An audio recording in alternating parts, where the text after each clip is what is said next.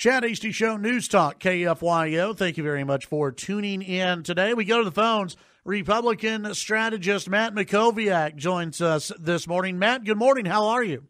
Chad, I'm doing great. Good morning. Thanks for coming on today. We've got a lot to talk about. I want to start off with the possible 2020 Democrats and those who have already announced that they are running for 2020. But first, we got to talk about Beto O'Rourke, who's still trying to find himself, Matt. He's driving around. He's trying to find out who he is and what he wants to do, if he's in a fog or out of a fog. What do you think this means for Beto O'Rourke? Is this a campaign stunt, or is this really him trying to find out what he wants to do next? There doesn't appear to be much strategy involved in what he's doing. I think it probably is pretty authentic in the sense that, he spent 2 years trying to run for U.S. Senate. He overperformed. He raised a record amount of money. He found adulation everywhere he went. And I think he really did think it was possible at the end. And he got close. 2.6% margin is the closest the Democrats been to winning a statewide race in Texas since 1994. But he came up short. And so, look, I think if you've never run for office, you've never worked on a campaign, it can be hard to understand how paralyzing, a loss can be, particularly if you're the candidate when you run hard for a long period of time. That said, I don't really understand what he's doing. He clearly appears to be, an extreme narcissist. I think he really kind of undermined his own seriousness with that goofy Instagram of being at the dentist, as though that's some way to, see who he really is. If you want to say you want to show people you're a normal person, you could perhaps post photos, but posting video at the dentist is just bizarre. That said, look, the Democrats are looking for a fresh face. They crave charisma and authenticity. I think he's pretty clearly a progressive, which is, I think, what they're likely to nominate. So, crazier things have happened. I think he's getting pulled towards running, and I think he probably will end up running, even though this field is going to be historically large, and, his chances of ultimately being successful being on the ticket, I think, are fairly low. I know he's going to be on Oprah at the beginning of February 5th, maybe. He's going to be interviewed by Oprah. Does he have to, the longer he waits after Oprah, maybe he announces when he's with Oprah, is it getting worse for him as far as news coverage and everything goes? Because now it seems as though the national news media, they're taking him to task. They're talking about how he's kind of an empty suit, that he's not talking about real issues, much more than anyone talked about when he was running for U.S. Senate. Yeah, the reality is he's had a really bad 2 months, if we're being, honest and analytical about this. That Washington Post interview with Jenna Johnson was disastrous. He really appeared to be an empty shirt, at that point. Didn't really have much substance. Admitted he didn't know what to do about the border issues. I think what's happening is he's now a threat to the Democratic Party establishment. And he wasn't a threat when he was running for U.S. Senate. He was a threat to Ted Cruz's political career. And so every Democrat would, like that. But he's now a threat to the Democratic Party establishment. So you're seeing Biden's team and Bernie Sanders' team and others drop opposition research on him. And he doesn't have an organization to help him work through that, to correct stories, to, put his own side out. And so that's one of the costs, it's one of the downsides of delaying your decision. I understand, not wanting to turn from running a grueling 2-year race for U.S. Senate and run for president the next day. But he's had a couple months, and the televised debates begin in June, and you now have 3 U.S. senators and a couple other people that are formally in, and then 3 or 4 or 5 others who are likely to join the field here in the next couple weeks. So I do think he's going to start losing the ability to lock down some early state support.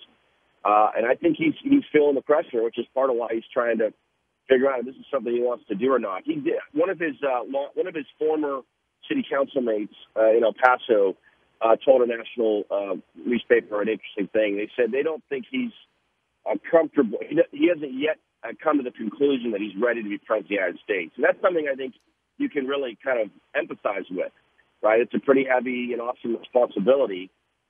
not one that the average member of Congress is generally prepared for. Yeah.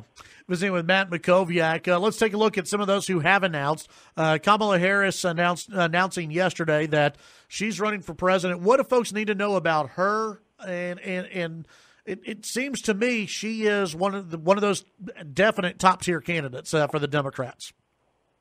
Yeah, that's right. I think she's got some strengths. Number one, California is a massive, not just political base, but a financial base in this Democratic primary, and that's going to be real valuable for her. And, of course, the California primaries moved up in the calendar on the Democratic side. Now they're going to be early voting in California before the Iowa caucuses are held.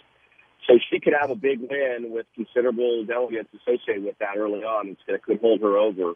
I think being an African-American female, to follow Obama is something that's attracted to Democratic voters.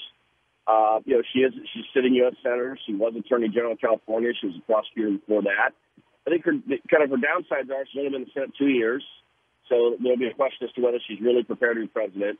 And then I think on the left, there's some questions about her record having been a prosecutor, going after different cases that may not work well with the Democratic base. I just think she's going to be a contender. I think she'll be a finalist in the top 3, top 4. I generally haven't taken her as all that serious or all that substantive from what I've seen. But we'll see. We'll have to see how she does. I think she's going to be a serious candidate. Well, how does she, when it comes to appeal, how does she compare to an Elizabeth Warren, who I view as someone who is extremely a regional candidate, that Elizabeth Warren does not play across the U.S.? How is Kamala the same way, or is she different? That's a great question. I don't think we know how broad Kamala's appeal is. Now, she apparently has pretty large email lists, among the largest in the Democratic Party. I'm kind of puzzled as to how she was able to build that. She's been a bit of a firebrand on the left, not to the extent Elizabeth Warren has. I mean, Elizabeth Warren has, in some ways, the greatest fundraising potential of anyone on their side. But I agree with you, from a sort of likability standpoint, from an appeal standpoint, I think she's probably pretty narrow. They're both progressives. I think Elizabeth Warren is probably a more committed, full-throated progressive up and down, the issue spectrum. But Harris is going to run as a progressive, too. Look, all these candidates are going to run as progressives. Right. And they're going to run on progressive issues. The only one or two maybe who might be a little bit more moderate would be former Vice President Joe Biden and then perhaps someone like Mike Bloomberg. But they're going to run on, Green New Deal type policies and Medicare for all and those kinds of things. So I don't know that there's going to be a ton of difference on issues. I think there's going to be differences on personality and differences on background. Do you think Joe Biden ultimately runs? It's a great question.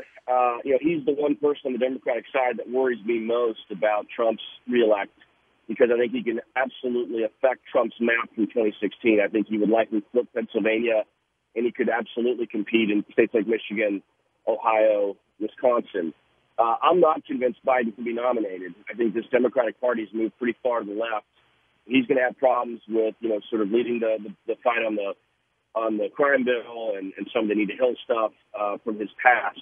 I think he probably does run. He's got more of a clear shot in terms of his personal life now than he did last time. But he's run 3 times before. We'll have to see if he ultimately, decides to do this. The fundraising question, I think, is probably stronger for him now, having been vice president. He starts in a strong position in the polls because of name identification. The question is, does he feel like he can really win the nomination? He says he doesn't worry about running and losing and that affecting his legacy. But I'd heard some chatter late last year when he was doing midterm campaigning that he was having a tough time keeping a really busy schedule. You got to remember, he's in his mid-70s, and it's going to be a year and a half or 2 years that are going to be really, really grueling. So he's going to have to sort of gut check whether he really thinks he's up to this, whether he thinks he has a chance to win. Of the Democrats that are out there, I think he's the one that can go after Trump's base while holding the Democratic base most effectively, and so that concerns me. Yeah. Visiting with Matt Mackowiak. Matt, before I let you go, I just want to get your thoughts on some of the latest going on with the Texas Legislature. Pretty much overall a quiet week, except for committee assignments last week handed out by the lieutenant governor. And Kel Seliger taking off higher ed. Seliger responded to a comment by a staffer saying that basically she could kiss his, quote unquote, back end. What are your thoughts on this little battle brewing? Was that a smart comment made by Seliger, telling a female staffer to do that? And where does this, kind of put West Texas as far as the lieutenant governor goes? Well, I don't think there's any question about, the lieutenant governor caring about West Texas. I think this is more about, Kel Seliger, their history, and, his personality. Yeah. I understand that the chairing the higher ed committee is important to Texas Tech, important to West Texas. I would think that chairing the ag committee would be better for West Texas.